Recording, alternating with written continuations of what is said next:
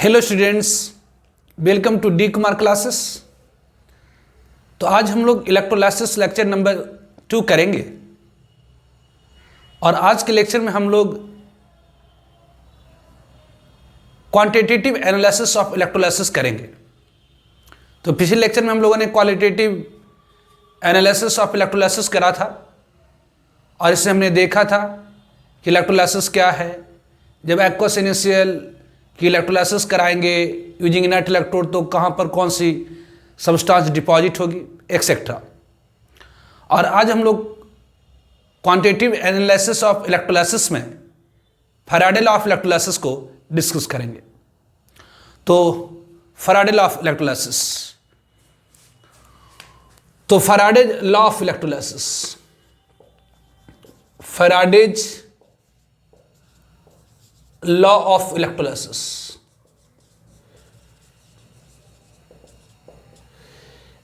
ये बड़ा इंपॉर्टेंट है। बोर्ड में लगभग 1 ईयर इंटरवल पर फैराडे लॉ ऑफ इलेक्ट्रोलाइसिस पूछता है। तो आप लोग को मैंने बताया था इलेक्ट्रोलाइसिस क्या है। जब किसी इलेक्ट्रोलाइटिक सॉल्यूशन के अंदर इलेक्ट्रिक करंट को फ्लो कराते हैं, जब किसी इलेक्ट्रोलाइटिक सॉल्यूशन के अंदर इलेक्ट्रिक करंट को फ्लो कराते हैं, जब किसी इलेक्ट्रोलाइटिक सॉल्यूशन के अंदर इलेक्ट्रिक करंट को फ्लो कराते हैं तो बेसिक इलेक्ट्रोड पर क्या होती है, तो सब्सटेंस डिपॉजिट होती है। बेसिक एनोड पर ऑक्सीडेशन होती है, कैथोड पर रिडक्शन होती है। तो इलेक्ट्रोलाइसिस क्या एक प्रोसेस है जिसमें इलेक्ट्रिक करंट को फ्लो कराया जाता है इलेक्ट्रोलाइटिक सॉल्यूशन के थ्रू, जिसके कारण oxidation take place at anode and reduction take place at cathode. तो जब आप इलेक्ट्रोलाइसिस कराएंगे तो एनोड पर कुछ सब्सटेंस डिपॉजिट होगी और कैथोड पर कुछ सब्सटेंस डिपॉजिट होगी। तो फैराडे लॉ ऑफ इलेक्ट्रोलाइसिस के अनुसार फैराडे फर्स्ट लॉ के अनुसार amount of substance deposited on an electrode will be directly proportional to quantity of charge passed through the electrolytic solution। तो फैराडे फर्स्ट लॉ के अनुसार जब आप इलेक्ट्रोलाइसिस कराएंगे तो एनोड पर कुछ सब्सटेंस की मात्रा डिपॉजिट होगी, जमा होगी, और कैथोड पर कुछ सब्सटेंस की मात्रा डिपॉजिट होगी, जमा होगी। तो एनोड और कैथोड पर जो सब्सटेंस की मात्रा जमा होगी वह सीधी समानुपाती होगी quantity of charge pass through the electrolytic solution. मतलब जितनी ज्यादा क्वांटिटी ऑफ चार्ज इस इलेक्ट्रोलाइटिक सॉल्यूशन के थ्रू फ्लो करेगी उतनी ज्यादा अमाउंट में एनोड और कैथोड के ऊपर सब्सटेंस की मात्रा डिपॉजिट होगी। तो फैराडे फर्स्ट लॉ के अनुसार amount of substance, Faraday first law के अनुसार amount of substance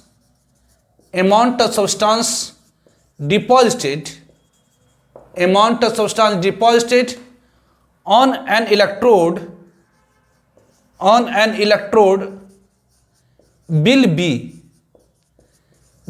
directly proportional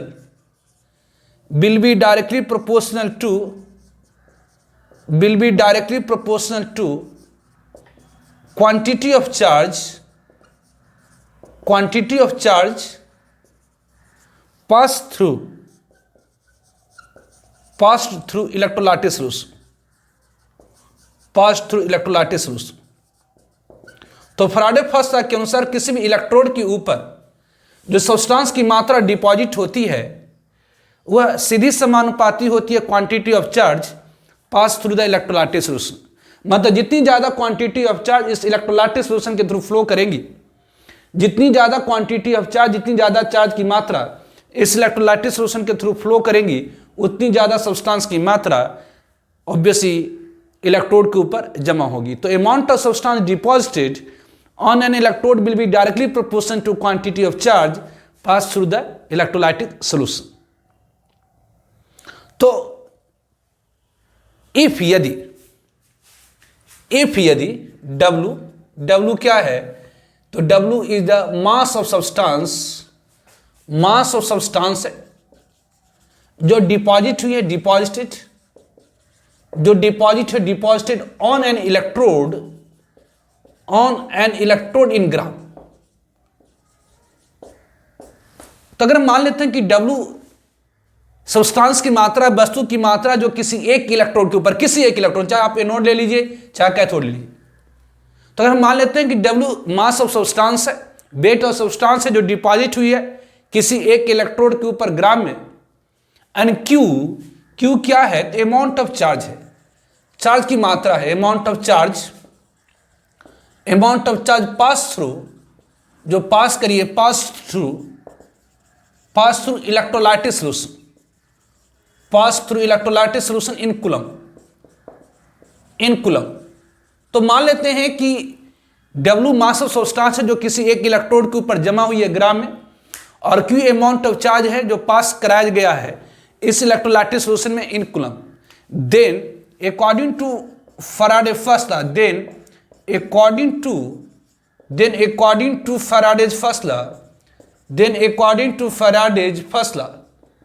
Faraday first law के अनुसार जो किसी भी सब्सटेंस की मात्रा किसी एक इलेक्ट्रोड के ऊपर जमा होगी वह डायरेक्टली प्रोपोर्शनल होती है Q मतलब amount of charge pass through the electrolytic solution.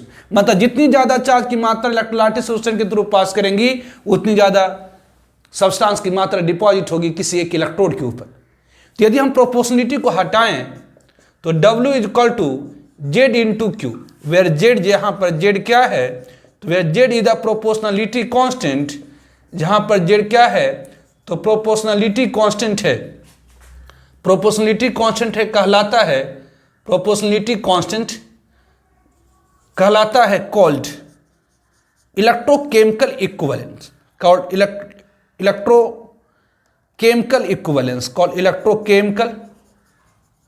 Electrochemical equivalence,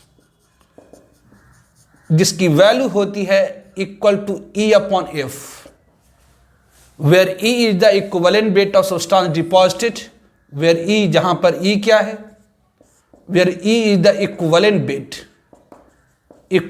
wait of substance deposited, और F is the faradays, 1 faradays is equal to होती है 96500 कूलम। तो फैराडे फर्स्ट लॉ के अनुसार amount of substance deposited on an electrode will be directly proportional to quantity of charge pass through the electrolytic solution. मतलब W directly proportional होगी Q के। यदि proportionality को हटाएं तो एक कांस्टेंट आएगा, दैट इज Z, जिसे हम कहते हैं इलेक्ट्रोकेमिकल इक्विवेलेंस, जिसकी वैल्यू होती है E अपॉन F। मतलब जहां पर E क्या है, तो इक्विवेलेंट वेट ऑफ सब्सटेंस जो डिपॉजिट हुई इलेक्ट्रोड के ऊपर, और F क्या, तो फैराडे है, जिसकी वैल्यू 96500 कूलम होती है। मतलब ये W इज इक्वल टू क्या हो गई, तो W is equal to Z के जगह पर आप लिख सकते हैं E upon F into Q,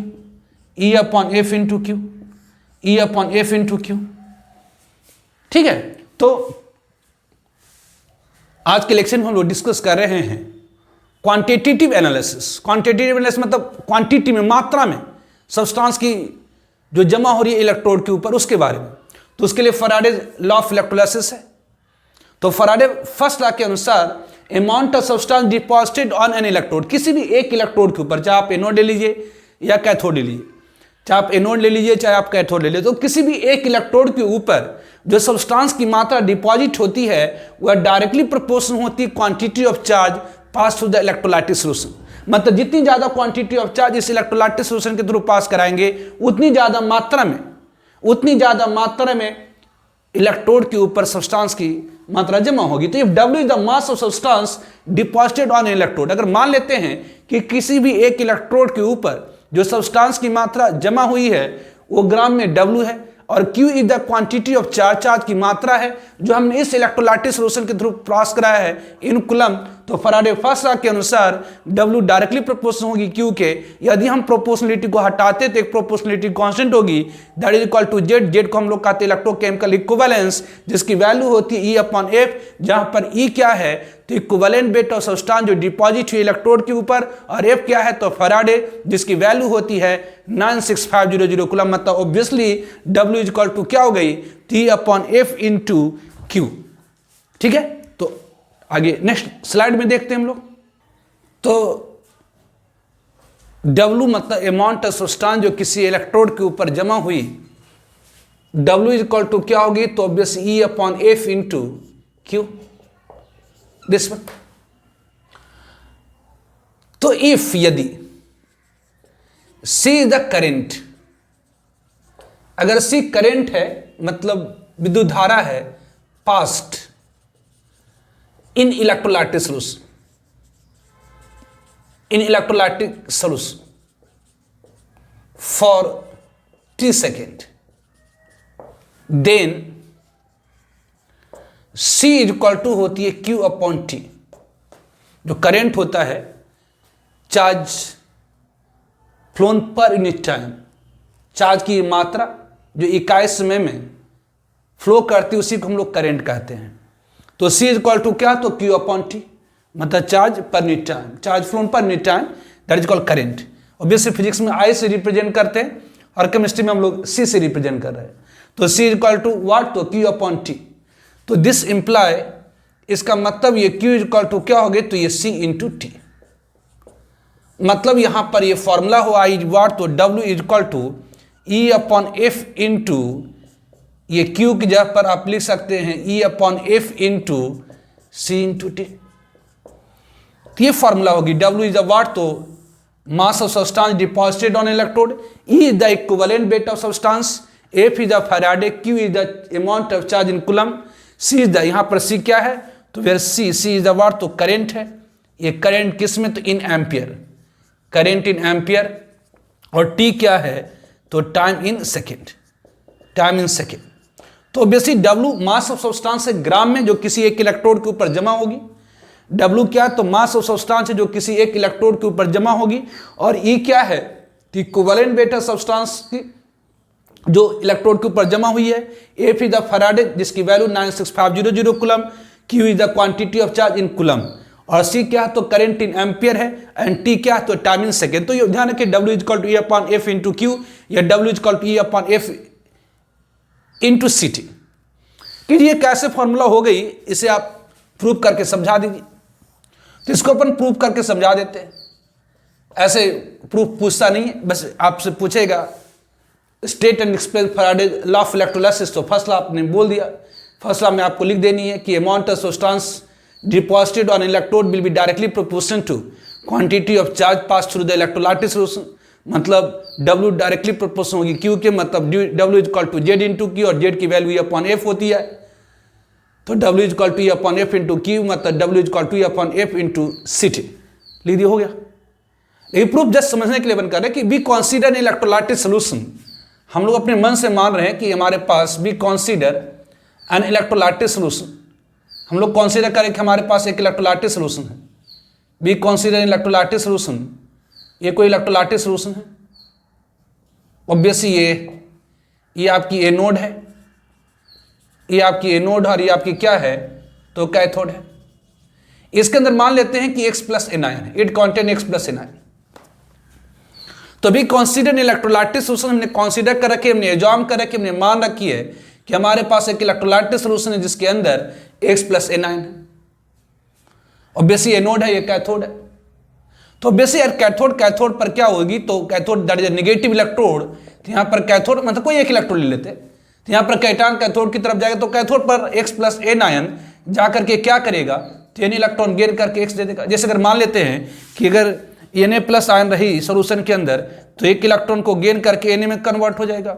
अगर Mg प्लस 2 रही, तो ऑब्वियसली इलेक्ट्रॉन को गेन करके 2 इलेक्ट्रॉन गेन कर करके Mg में कन्वर्ट हो जाएगा। अगर Al प्लस 3 रही, तो यहाँ 3 पॉजिटिव, 3 इलेक्ट्रॉन के ऊपर 3 नेगेटिव मिल करके Al दे देगा। अगर ऑब्वियसली Cu प्लस 2 रहा, तो ये 2 इलेक्ट्रॉन गेन करके ये Cu दे देगा। तो ऑब्वियसली हम मान लेते हैं कि हमारे इलेक्ट्रोलाइटिक सोल्यूशन में X प्लस एनायन, तो X प्लस एनायन ऑब्वियसली अगर यहाँ पर 1 रहेगा तो 1 इलेक्ट्रॉन गेन करके X, अगर 2 रहेगा तो 2 इलेक्ट्रॉन गेन करके X, अगर 3 रहेगा तो 3 इलेक्ट्रॉन गेन करके X, अगर N है तो N इलेक्ट्रॉन, जैसे यहाँ पर Na प्लस रहा, अगर X की जगह पर Na प्लस रहा तो 1 इलेक्ट्रॉन गेन करके Na, अगर यहाँ पर Mg प्लस 2 रहा तो 2 इलेक्ट्रॉन गेन करके Mg, अगर Cu प्लस 2 रहा तो 2 इलेक्ट्रॉन गेन करके Cu, अगर Al प्लस 3 रहा तो 3 इलेक्ट्रॉन गेन करके ऑब्वियसली Al आएगा। तो हमने कंसीडर कर रखा है कि इलेक्ट्रोलाइटिक सोल्यूशन जिसके अंदर X प्लस एनायन है, तो यहाँ पर कोफिशिएंट 1 है। इसका मतलब आप क्या कहेंगे कि जो 1 X plus n ion n electron gain करके एक्स जगह, जिससे अगर मान लेते हैं यहाँ पर मैग्नीशियम होती Mg+2 होती, तो हम लोग कहते हैं कि एक मैग्नीशियम आयन 2 इलेक्ट्रॉन गेन करके एक एटम मैग्नीशियम का देगा। अगर 2 मैग्नीशियम आयन लेंगे तो 4 इलेक्ट्रॉन गेन करके 2 मैग्नीशियम एटम देगा। तो यहाँ पर आप कह सकते हैं कि 1 आयन, यहाँ पर आप कह सकते हैं 1 आयन कितना इलेक्ट्रॉन गेन कर रहा है, 10 इलेक्ट्रॉन n इलेक्ट्रॉन गेन कर रहा है और देगा क्या, तो गिव्स 1 एटम। ये क्या करा, तो 1 एटम ऑफ एक्स दे रहा है। तो यदि हमारे पास 6.023, अगर हमारे पास 6.023 इंटू 10³ आयन हो तो ये कितनी इलेक्ट्रॉन गेन करेगा, तो n into 6.023 into 10⁻23 electron gain करेगा। तो ये देगा कितना, तो बेसी 1 आयन n इलेक्ट्रॉन गेन करके 1 atom, 2 ion 2n electron gain करके 2 atom, 3 ion 3n electron gain करके 3 atom, 4 ion 4n electron gain करके 4 एटम, और बेसी 100 आयन 100n इलेक्ट्रॉन गेन करके 100 एटम। तो अगर इतना आयन है तो इतना इलेक्ट्रॉन गेन करके क्या देगा, तो ये 6.023 इंटू 10⁻23 एटम्स दे देगा किसकी, तो ऑफ एक्स। तो 6.023 इंटू 10⁻23 को हम लोग क्या कहते हैं, तो 1 मोल कहते हैं। तो यहां पर हम लोग कह सकते हैं कि 1 mole of X plus n ion, 1 mole of X plus n ion क्या करेगा, तो n मोल इलेक्ट्रॉन गेन करेगा, n mole of electron gain करेगा, n mole of electron gain करके ये क्या देगा, तो 1 मोल ऑफ एक्स दे देगा, 1 मोल ऑफ एक्स दे देगा, 1 मोल ऑफ एक्स दे देगा। तो बेस यहां पर कह सकते हैं कि 6.023 इंटू 10⁻23 आयन मतलब 1 mole of X plus n ion n mole electron gain करके 1 मोल ऑफ एक्स दे देगा। नहीं, बेसिक 1 मोल ऑफ एक्स दे रहा आप।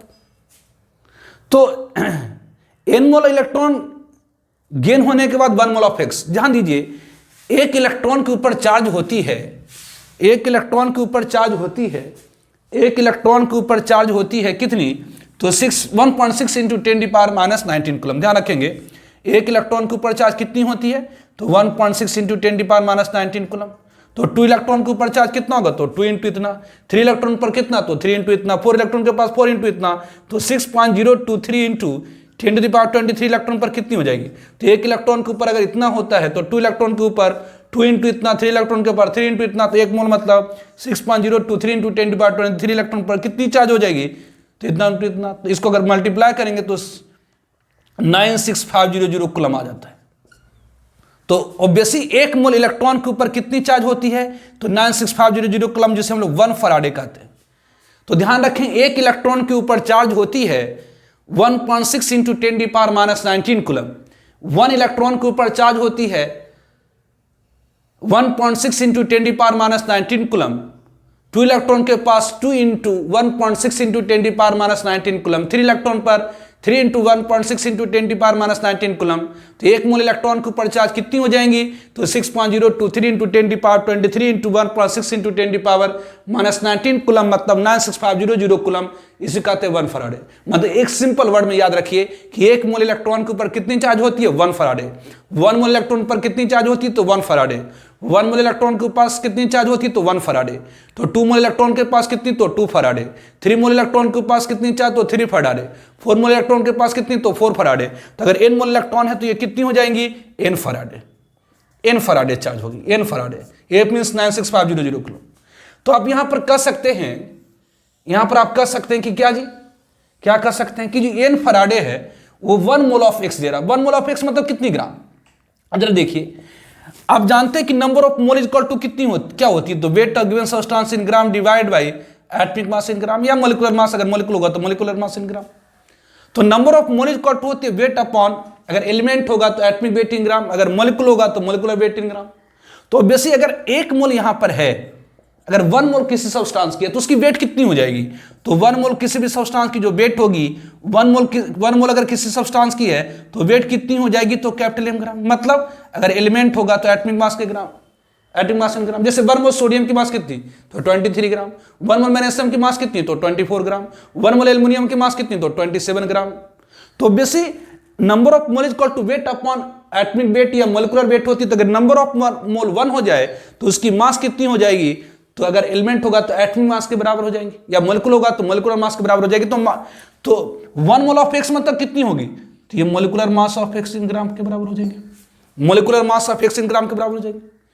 तो हमने कंसीडर करा एक इलेक्ट्रोलाइटिक सॉल्यूशन जिसके अंदर X प्लस एन आयन है, तो अब हम लोग कह सकते हैं कि X plus n ion n electron gain करने के बाद one X plus n ion n electron gain करने के बाद 1 एटम X की देगा। 1x plus n ion n electron gain करने के बाद 1 एटम X की देगा।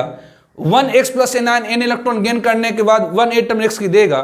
तो 2x plus n ion 2 electron gain करने के बाद 2 एटम X की देगा। तो यदि 6.023 into 10⁻23 ion X plus n की है, तो n into 6.023 into 10⁻23 electron gain करने के बाद 6.023 इंटू 10⁻23 एटम X की देगा। तो इतना मत हो गया 1 mole of X plus n ion n mole of electron gain करने के बाद 1 मोल ऑफ X देगा। तो ऑब्वियसली 1 मोल इलेक्ट्रॉन के ऊपर चार्ज होती है 96500 कूलम, तो n मोल इलेक्ट्रॉन के पास कितनी हो जाएगी, तो NF हो जाएगी, NF कूलम। तो यहां पर आप कह सकते हैं कि सिंस, यहां पर हम लोग कह सकते हैं कि सिंस NF कूलम जो चार्ज है, NF कूलम, NF जो कूलम चार्ज है, NF कूलम चार्ज है वो डिपॉजिट करा कितना, तो NF कूलम जो चार्ज है, NF कूलम जो चार्ज है डिपॉजिट करा कितना, तो NF कूलम डिपॉजिट करा कितना, तो डिपॉजिट हाउ मच, तो m gram of x, m gram of x, m gram of x, m gram of x। इसीलिए अगर हम लोग कहें 1 कूलम चार्ज कितनी डिपॉजिट करेगा, तो m अपॉन NF। तो इसीलिए अगर Q चार्ज हम फ्लो कराएं तो कितनी डिपॉजिट करेगा, तो m upon NF into Q। तो बेसिकली आपने पढ़ा है इक्विवेलेंट वेट में कि मोलिकुलर मास अपॉन, यदि कहीं पर ऑक्सीडेशन रिडक्शन होती है तो वहाँ equivalent weight of oxidising agent और reducing agent equal to formula होता molecular weight of oxidising agent और reducing agent divided by change in oxidation state पर मोलिकुलर। तो यहाँ पर ऑब्वियसली रिडक्शन हो रही है या ऑक्सीडेशन होगी, तो यहाँ पर इक्विवेलेंट वेट इक्वल टू क्या होगी, तो molecular mass upon change in oxidation state. यहाँ पर n से ये कितना हो गया, तो ये ऑब्वियसली ये 0 हो गया, तो ये चेंज कितनी है, तो 0। तो ये molecular mass upon n factor, molecular mass upon n factor, n factor oxidising agent और रिड्यूसिंग एजेंट के लिए क्या होती है, तो चेंज इन ऑक्सीडेशन स्टेट पर मोलिकुलर। n फैक्टर ऑक्सीडाइजिंग और रिड्यूसिंग एजेंट के लिए क्या होती है, तो चेंज इन ऑक्सीडेशन स्टेट पर मोलिकुलर। तो obviously molecular mass upon change in oxidation state पर मोलिकुलर मतलब n factor is equal to क्या हो गया, तो इक्विवेलेंट वेट, तो E upon F into Q। ये तो फॉर्मूला है। तो हमने कंसीडर करा एक इलेक्ट्रोलाइटिक सॉल्यूशन, हमने कंसीडर करा एक इलेक्ट्रोलाइटिक सॉल्यूशन जिसके अंदर X प्लस एन आयन है। तो X plus n ion n electron gain करके 1 एटम X की देगा। 1x plus n ion n electron gain करके 1 एटम X की देगा। 1x plus n ion n electron gain करके 1 एटम X की देगा। तो 6.023 into 10⁻23 ion X plus n का n into 6.023 into 10⁻23 electron gain करने के बाद 6.023 इंटू 10⁻23 एटम X की देगा। मतलब 6.023 इंटू 10⁻23 को हम लोग कहेंगे 1 मोल, मतलब 1 mole X plus n ion n mole electron gain करने के बाद 1 मोल ऑफ X देगा। तो ऑब्वियसली 1 मोल इलेक्ट्रॉन के ऊपर चार्ज होती है 96500 कूलम मतलब 1 फराडे। तो n मोल इलेक्ट्रॉन के ऊपर चार्ज हो जाएगी n इंटू 96500 कूलम मतलब n फराडे। ये डिपॉजिट करा 1 mole of x, 1 mole of x मतलब कितनी, तो जो x की मोलिकुलर मास हो गया, जो x की जो एटॉमिक मास होगी इन ग्राम में। तो यहाँ पर आप कह सकते हैं कि n फराडे चार्ज डिपॉजिट करा m ग्राम ऑफ x, तो 1 कितना करेगा, तो m अपॉन NF। तो हमने Q charge, Q coulomb charge electrolytic solution के थ्रू फ्लो करा दी, तो कितनी डिपॉजिट होगी, तो m upon NF into Q। तो ये molecular mass upon n factor को हम लोग क्या कहते हैं, तो इक्विवेलेंट वेट कहते हैं। तो obviously molecular mass upon change in oxidation state पर मोलिकुलर, ऑक्सीडेशन रिडक्शन के केस में जो n फैक्टर होता है चेंज इन ऑक्सीडेशन स्टेट पर मोलिकुलर होती है। तो molecular mass upon change in oxidation state पर मोलिकुलर को हम लोग क्या कहेंगे, तो इक्विवेलेंट वेट। तो E upon F into Q। तो ये तो फॉर्मूला है, W इज इक्वल टू, ये जो मास ऑफ चार्ज डिपॉजिट होगी W is equal to E upon F into Q। ये तो प्रूव कर दिया अपन, W is equal to E upon F into Q, और Q की जगह पर आप लिख सकते हैं क्या, तो CT। तो ये फराडे फर्स्ट लॉ हो गई, ठीक है। Now Faraday second law of electrolysis. Now Faraday second law of electrolysis, Faraday's second law of electrolysis, Faraday second law of electrolysis. तो Faraday second law of electrolysis के अनुसार if number of electrolytic cell, if number of electrolytic cells, electrolytic cell क्या होती है, तो वह device जिसमें electrolysis कराते हैं that is called electrolytic cell. तो if number of electrolytic cells are connected in series, यदि नंबर ऑफ इलेक्ट्रोलाइटिक सेल्स को हम सीरीज में कनेक्ट कर दें, then number of equivalent, then number of equivalent of substance, the number of equivalent of substance, the number of equivalent of substance deposited on different electrode, will same.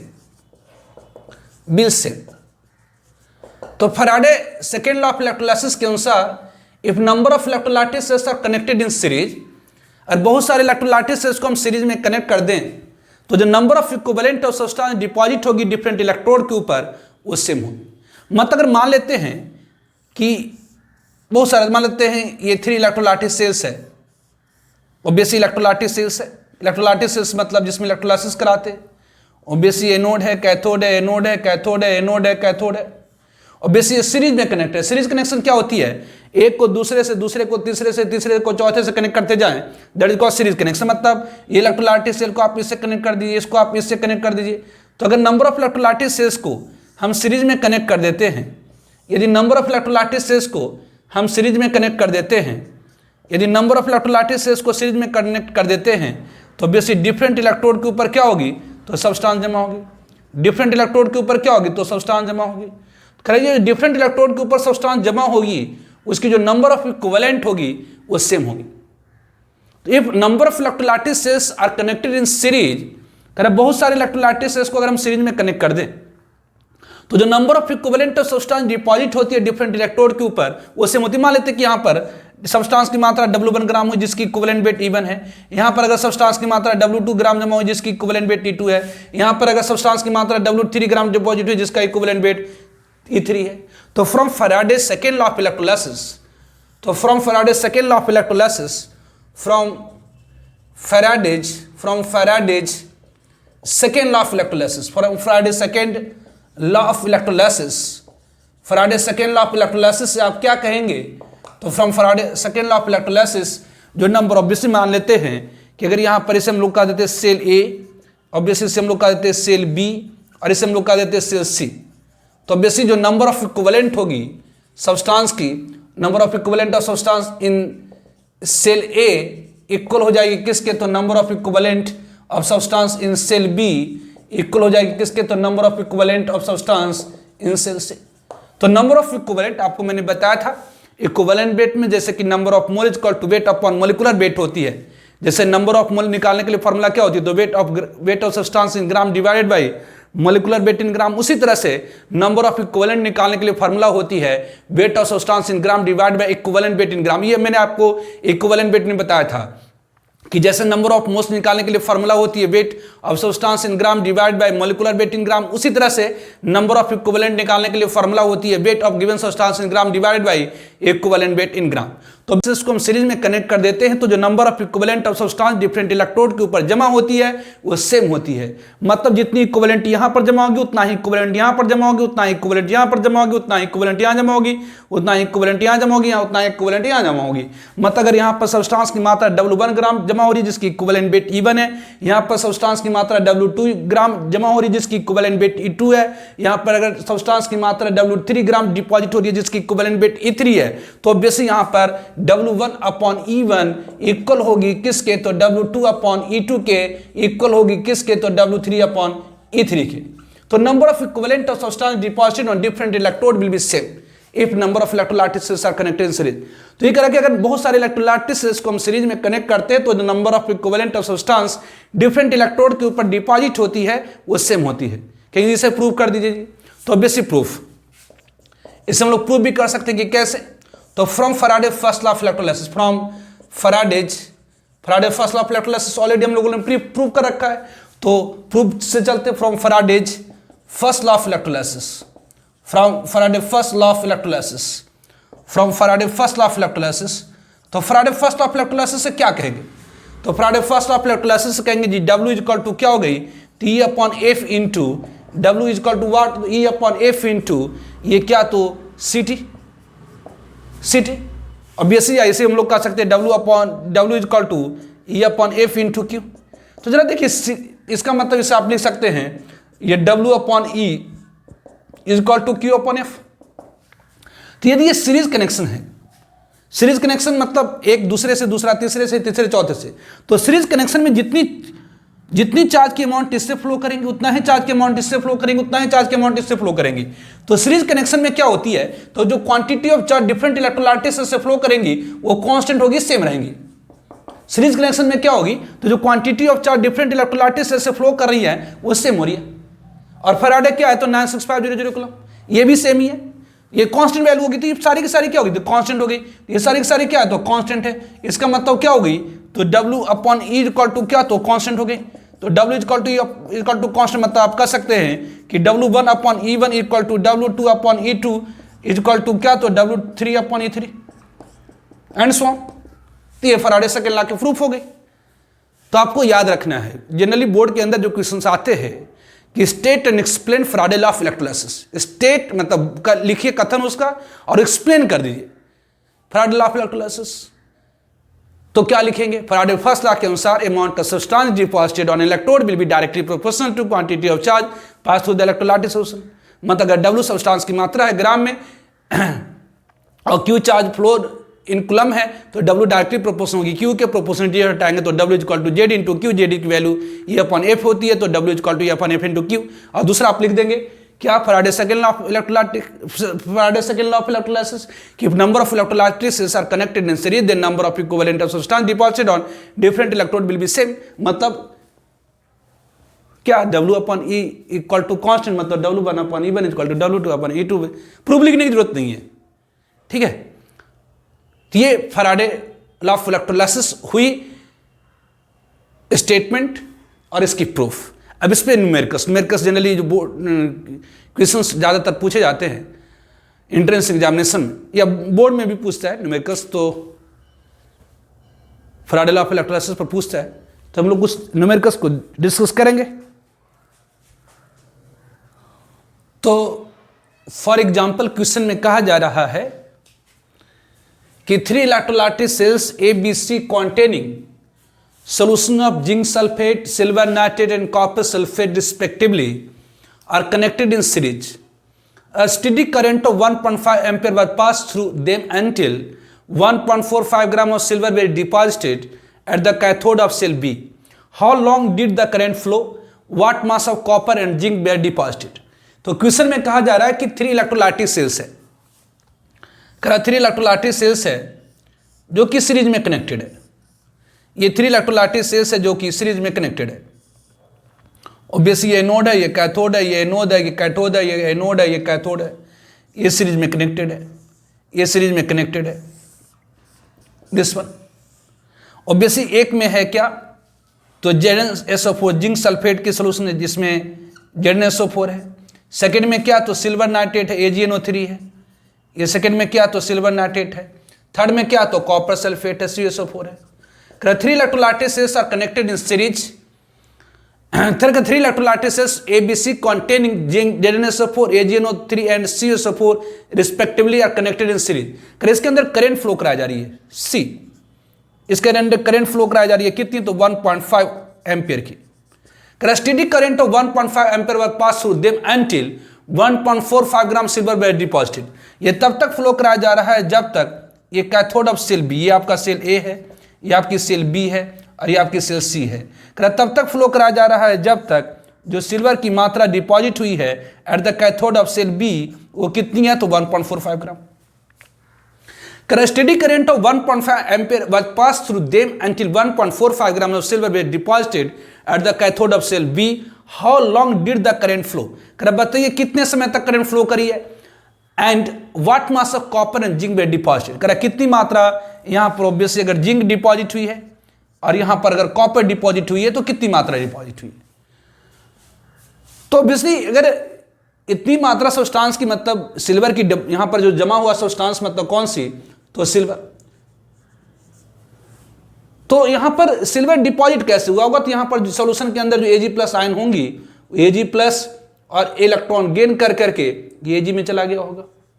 कि यहां पर zinc कैसे deposit होगी, तो यहां पर जो ऑब्वियसली सॉल्यूशन के अंदर जो Cu+2 आयन होगी वो Zn+2 आयन जो होंगी वो Zn+2 आयन जो होंगी वो इलेक्ट्रॉन को गेन करके ऑब्वियसली Zn में चला गया होगा, जमा हो गया होगा। उसी तरह से यहाँ पर जो Cu+2 आयन होंगी, यहाँ पर जो Cu+2 आयन होंगी, Cu+2 आयन जो होंगी वो इलेक्ट्रॉन को गेन कर करके, ऑब्वियसली इलेक्ट्रॉन को गेन कर करके ये Cu में डिपॉजिट हो गया होगा। 3 electrolytic cells ABC containing solution of zinc sulfate, silver nitrate and copper sulfate respectively are connected in series. A steady current of 1.5 ampere was passed through them until 1.45 gram of silver were deposited at the cathode of cell B. How long did the current flow? कितने समय तक current flow करी? What mass of copper and zinc were deposited? कितनी मात्रा copper और zinc की deposit हुई? तो obviously first of all from Faraday's first law, from Faraday's first law, from Faraday's first law, Faraday's first law से आप क्या कहेंगे? तो Faraday's first law के अनुसार किसी भी इलेक्ट्रोड के ऊपर जो सब्सटेंस की मात्रा जमा होती है W इन ग्राम इक्वल होती है वाट E/F इंटू AC, ठीक है। तो यहाँ पर जो सब्सटेंस की मात्रा जमा हो रही है कितनी, तो 1.45 ग्राम जमा हो रही है। इक्विवेलेंट वेट सिल्वर आयन की कितनी होगी, तो ऑब्वियसली यहाँ पर इक्विवेलेंट वेट अगर सिल्वर पूछा जाए तो ये मोलिकुलर मास ऑफ सिल्वर मतलब atomic mass of silver upon change in oxidation state पर मोलिक्यूल। कहीं भी ऑक्सीडेशन रिडक्शन होती है और वहाँ इक्विवेलेंट वेट निकालना है तो मोलिकुलर वेट या atomic weight divided by change in oxidation state पर मोलिक्यूल। तो यहाँ चेंज इन ऑक्सीडेशन स्टेट कितनी होगी, तो +1 से जी, ये 0 है ना जी, एलिमेंटल फॉर्म में ऑक्सीडेशन स्टेट 0 होती है, तो +1 से 0 तो कितना हो गया, तो 1। तो ये कितनी होगी, तो 108/1। तो यहाँ इक्विवेलेंट वेट कितना हो गया, तो 108/1। फराडे मतलब 96500 कूलम और करंट कितनी फ्लो हो रही है, 1.5। तो ये टाइम, इसे T इक्वल टू कितनी हो गई, तो ये 1.45 इंटू 96500/108 इंटू 1.5 सेकेंड्स आया, ये सेकेंड में आंसर आएगा।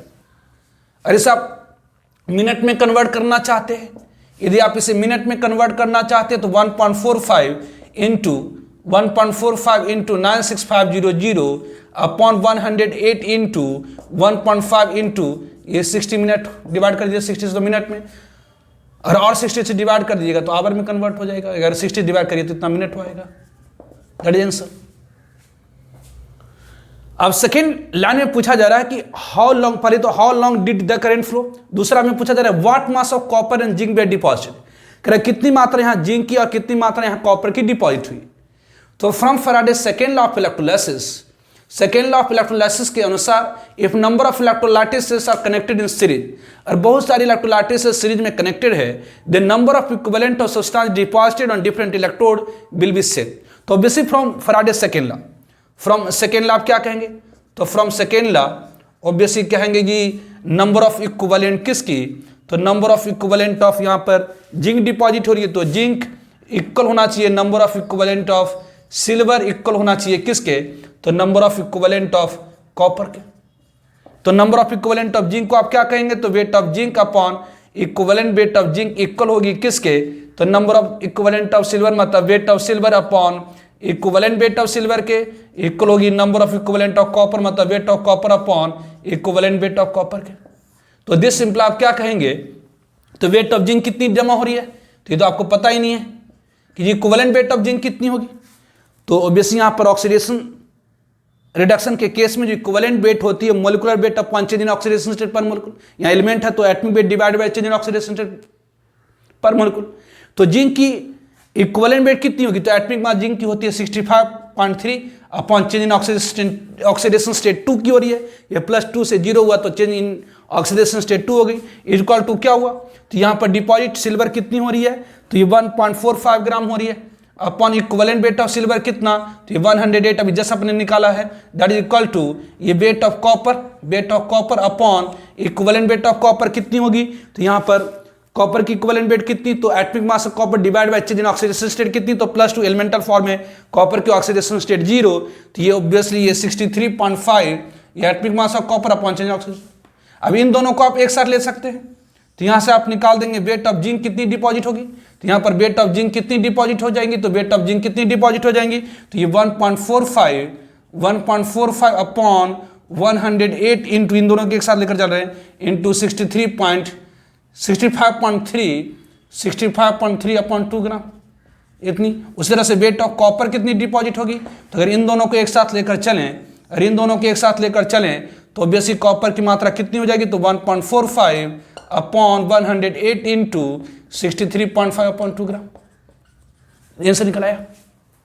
तो इसमें दोनों आप क्या आगे फैराडे फर्स्ट लॉ और फैराडे सेकेंड लॉ, इस तरह के क्वेश्चंस बोर्ड में पूछे जाते हैं।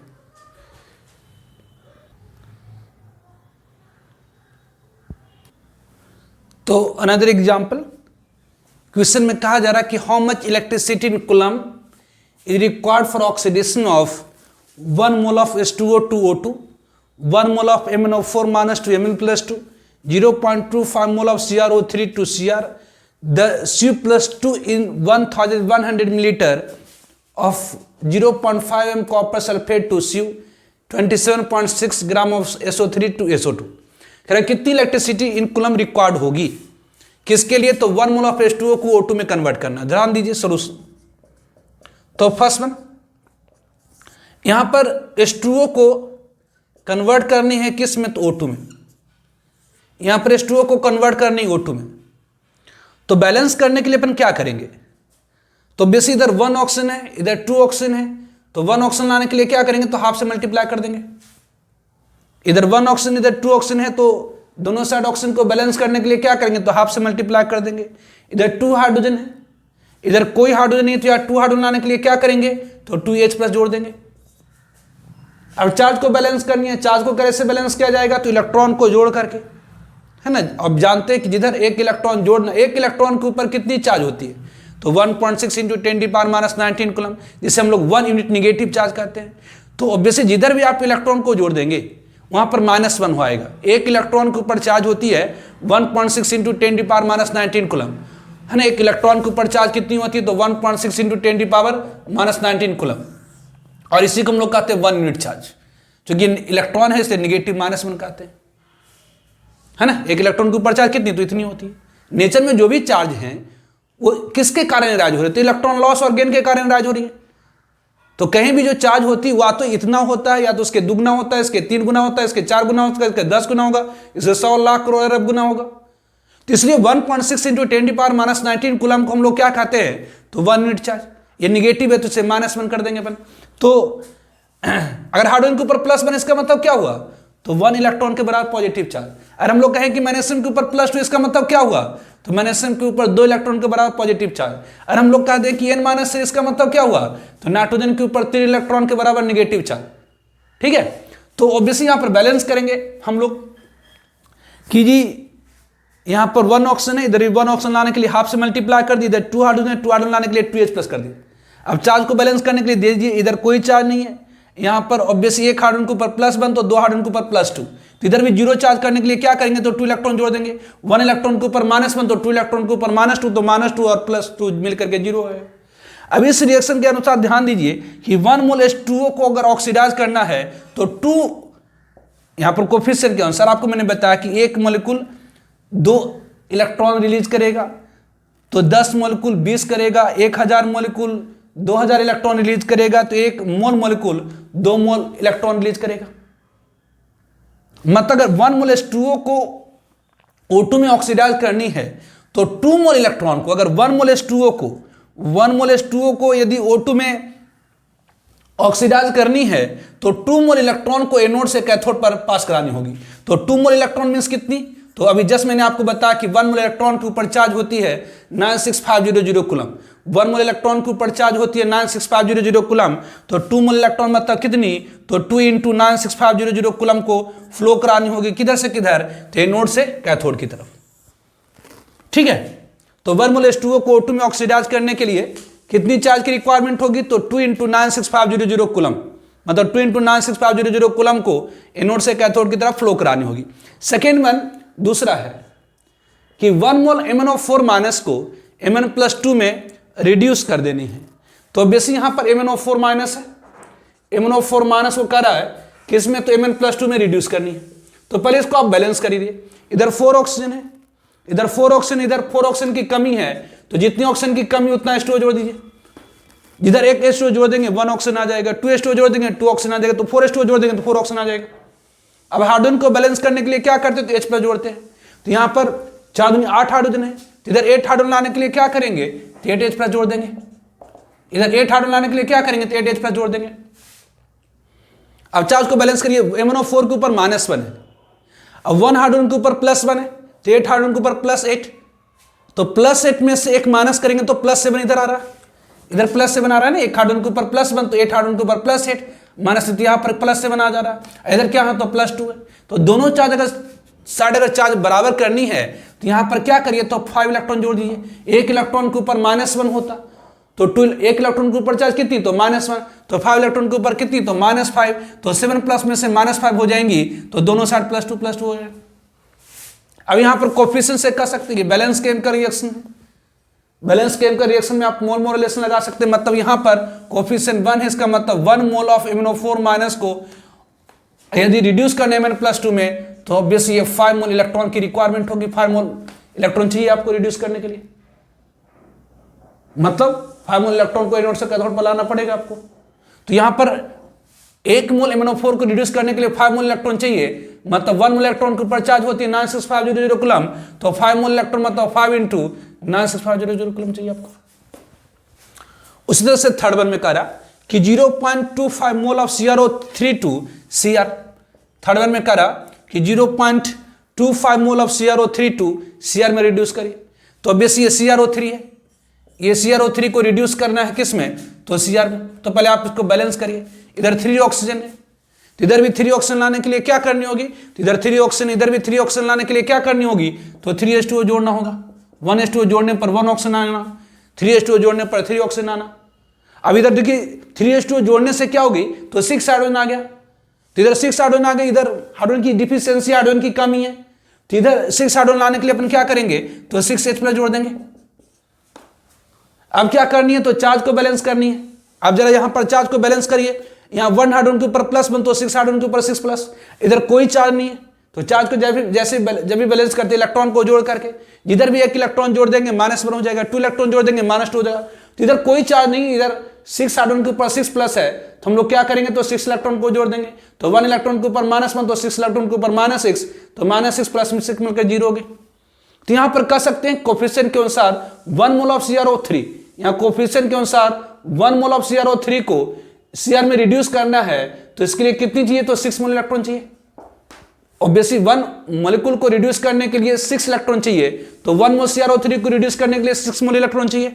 1 इलेक्ट्रॉन के ऊपर चार्ज होती है 96500 कूलम, तो 6 मोल इलेक्ट्रॉन के ऊपर कितनी, तो 6 इंटू 96500 कूलम चाहिए, मतलब ऑब्वियसली 1 मोल CrO3 को रिड्यूस करने के लिए 6 इंटू 96500 कूलम चार्ज की रिक्वायरमेंट होगी। ठीक है, उस तरह से फोर्थ बनाइए। फोर्थ वन में क्या है, कह रहा है कि अच्छा 1 मोल नहीं है नहीं जी, यहाँ पर 0.25 मोल है, तो 1 मोल के लिए इतना चाहिए, तो 0.25 मोल के लिए कितना चाहिए जी, तो 0.25 मोल के लिए कितना चाहिए, तो 0.25 इंटू 6 इंटू 96500 कूलम चाहिए चार्ज आपको। उस तरह से फोर्थ बनाइए। फोर्थ वन में क्या करा, the Cu+2 ion in 1100 millilitre of 0.5 m CuSO4 solution. कह रहा है कि ऐसा है कि हमारे पास 1100 मिलीलीटर है किसकी, तो कॉपर सल्फेट, ये हमारे पास क्या है, तो ये वॉल्यूम है कितकी, तो ये 1100 मिलीलीटर ऑफ CuSO4 सोल्यूशन, इसका CuSO4 का है। तो आप जानते हैं कि CuSO4 जो होती है, जो CuSO4 होती है वो डिसोसिएट करता है किसमें, तो C+2 + SO4 माइनस, मतलब ऑब्वियसली 1 मोल अगर कॉपर सल्फेट होगी तो 1 मोल कॉपर आयन देगा, 2 मोल कॉपर सल्फेट होगी तो 2 मोल कॉपर आयन देगा, 3 मोल कॉपर सल्फेट होगी तो 3 मोल कॉपर आयन देगा। तो इसके अंदर कितनी मोल कॉपर सल्फेट है, इसके अंदर कितनी मोल कॉपर सल्फेट है, तो आपको मैंने बताया था कि अगर 20 मिलीलीटर सोल्यूशन है जिसकी मोलरिटी m है, यदि 20 मिलीलीटर सोल्यूशन जिसकी मोलरिटी m है, तो उसके अंदर number of moles of solute निकालने के लिए फॉर्मूला होती है molarity into volume of solution in millilitre divide by कितनी, तो 1000। तो ये मोलरिटी कितनी है, तो ये मोलरिटी कितनी, तो यहाँ पर 0.5 है, तो ये 0.5 इंटू वॉल्यूम कितनी, तो 1100 मिलीलीटर अपॉन 1000, तो ये कितनी होगी, तो ये 0 से 0 कैंसिल हो गई, तो ये कितनी होगी, तो ये आपका 1.1 मतलब ये 0.55 मोल होगी, ये 0.55 मोल होगी। तो ऑब्वियसली आप देख कर सकते हैं कि यहाँ पर Cu+2 क्या करेगा, तो 2 इलेक्ट्रॉन गेन करके ये Cu में कन्वर्ट होगा। तो ये 1 मोल Cu+2 को रिड्यूस करने के लिए पहले इसको आप नोट डाउन करिए। तो यहां पर इक्वेशन में आप कह सकते हैं कि 1 मोल Cu+2, यहां पर कोफिशिएंट 1 है, मतलब 1 मोल Cu प्लस 2 को रिड्यूस करने के लिए कितना मोल चाहिए, तो 2 मोल चाहिए। तो अब यदि आपके पास Cu प्लस 2 जो है, Cu प्लस 2 इलेक्ट्रॉन गेन करके Cu में जा रहा है, तो कोफिशिएंट के अनुसार 1 कॉपर आयन को रिड्यूस करने के लिए 2 इलेक्ट्रॉन चाहिए, तो 1 मोल कॉपर आयन को रिड्यूस करने के लिए कितना चाहिए, तो 2 मोल इलेक्ट्रॉन चाहिए। तो 1 कॉपर आयन को रिड्यूस करने के लिए 2 मोल इलेक्ट्रॉन चाहिए, मतलब 2 × 96500 कूलम चाहिए। तो यदि हमारे पास 0.55 मोल कॉपर आयन की है, तो इसको रिड्यूस करने के लिए 2 × 0.55 मोल इलेक्ट्रॉन चाहिए। तो 1 मोल इलेक्ट्रॉन के ऊपर चार्ज होती है 96500 कूलम, मतलब 2 × 0.55 × 96500 कूलम चार्ज दिस वन। तो ऑब्वियसली 1 मॉलिक्यूल को रिड्यूस करने के लिए, 1 कॉपर आयन को रिड्यूस करने के लिए 2 इलेक्ट्रॉन चाहिए, तो 1 मोल के लिए 2 मोल इलेक्ट्रॉन चाहिए, तो 0.55 मोल के लिए 2 × 0.54 मोल इलेक्ट्रॉन चाहिए, तो 1 मोल इलेक्ट्रॉन के ऊपर चार्ज होती है 96500 कूलम, तो इतनी कूलम चार्ज चाहिए आपको। Now fifth one, that is the SO3 को रिड्यूस करना SO2 में। कितनी ग्राम SO3 है, तो इतनी ग्राम है, तो मतलब मोल में इसमें कन्वर्ट कर दिया, तो number of mole of SO3 कितनी हो गई, यहाँ number of mole of SO3 कितनी हो गई जी, तो ये molecular mass of weight of SO3, number of मोल निकालने का formula wait upon molecular wait, तो 27/6 अपॉन मोलिकुलर मास कितनी, तो ये 80 हो गई, 16 48 और 32 80, इतनी मोल हो गई। तो यहाँ पर आप क्या कहेंगे, तो इसको बैलेंस करिए, इधर 3 ऑक्सीजन है, इधर 2 ऑक्सीजन है, तो 1 ऑक्सीजन आने के लिए H2, इधर 2 हाइड्रोजन आने के लिए 2H प्लस, चार्ज को बैलेंस करने के लिए 2 इलेक्ट्रॉन। सिंपल है। 1 मोल SO3 को रिड्यूस करने के लिए कितना चाहिए, तो 1 मोल SO3 के लिए कितना चाहिए, तो 2 मोल इलेक्ट्रॉन चाहिए। तो ऑब्वियसली आपके पास कितना है SO3, तो 27.6/80 मोल है, तो इसको रिड्यूस करने के लिए कितना चाहिए, तो 2 × 27.6/80 मोल इलेक्ट्रॉन चाहिए, मतलब ये 2 × 27.6/80 × 96500 कूलम चाहिए चार्ज आपको। तीसरा से इसके क्वेश्चंस करेंगे। अभी और इसके अंदर क्वेश्चंस है, थोड़ा कॉन्सेप्चुअल क्वेश्चंस, मैंने अभी बहुत एलिमेंट्री क्वेश्चंस आपको बताए हैं इलेक्ट्रोलाइसिस का, कुछ इसके डेप्थ वाले क्वेश्चंस भी हैं जो हम लोग नेक्स्ट लेक्चर में करेंगे। ठीक है, आज के लेक्चर हम लोग यहीं पर समाप्त करते हैं। Okay bye.